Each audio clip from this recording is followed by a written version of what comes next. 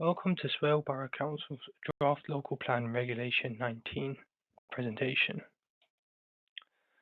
So we'll first go over what a local plan is.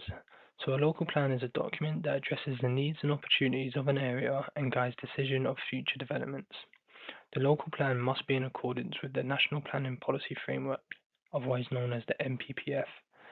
The NPPF is a suite of land use planning policies set by the central government and are the overarching guidelines a local plan must adhere to. The Regulation 19 is the final consultation where the public, stakeholders, businesses, statutory bodies, and other local authorities can make comments on the Regulation 19. This Regulation 19 covers Swale Borough Council's vision and objectives, portrait of the borough, key diagram, strategic policies, site allocations for housing and employment, development management policies, and monitoring and implementation framework. Our key diagram provides a spatial representation of our vision and development strategy. It shows the priority areas for development, conservation, and enhancement and infrastructure. The key on the right-hand side shows what each symbol represents. For example, the red polygons with houses in them represent our strategic allocations. Strategic policies define the overall strategy for pattern, scale, and design quality of development. They ensure sufficient provision for growth, supporting infrastructure, and the conservation and enhancement of the natural, built, and historic environment while addressing climate change. These policies needed an update because Bearing Fruits 2017 is out of date, and there have been several changes to the NPPF and relevant legislations. New evidence has also emerged, and the Council has emerging priorities such as climate change and ecological emergency, affordable housing emergency, and the TCPA Healthy Homes Pledge. Below is a list of strategic policies in the Regulation 19. Site allocation policies identify specific sites suitable for development, such as housing, employment, retail, or mixed-use projects, and outline the requirements and priorities for each site.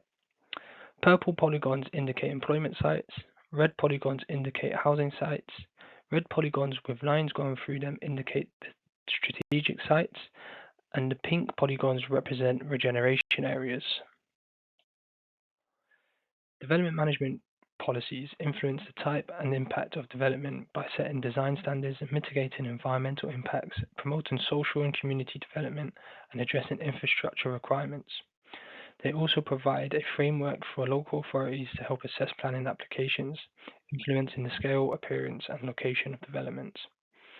Similarly to the strategic policies, these policies were updated following the new NPPF, new emerging evidence, and the Council's emerging priorities. Here is a list of the DM policies that can be found in the Regulation 19, split into themes of good design, housing, economic development, infrastructure, climate, pollution and the water environment, biodiversity and landscape, and the historic environment. So, from Monday the 10th of August 2026 to Monday the 21st of September 2026 at 5 p.m, the Council is running a public consultation on the Regulation 19. To submit your views, you can use the consultation portal that will be on www.swale.gov.uk/consultations. You can email comments to lbcomments@swale.gov.uk. Please make sure you clearly state which policy your comment refers to. And finally, you can post your response to Planning Policy, Swale Borough Council, Swale House, East Street, Sittingbourne, Kent, ME10 3HT. Once again, please make sure you clearly state which policy your comment refers to. So, what happens next? This is the final consultation stage before we submit the plan to the government. The government will then appoint a planning inspector to run an examination in public, which we expect to take place next year.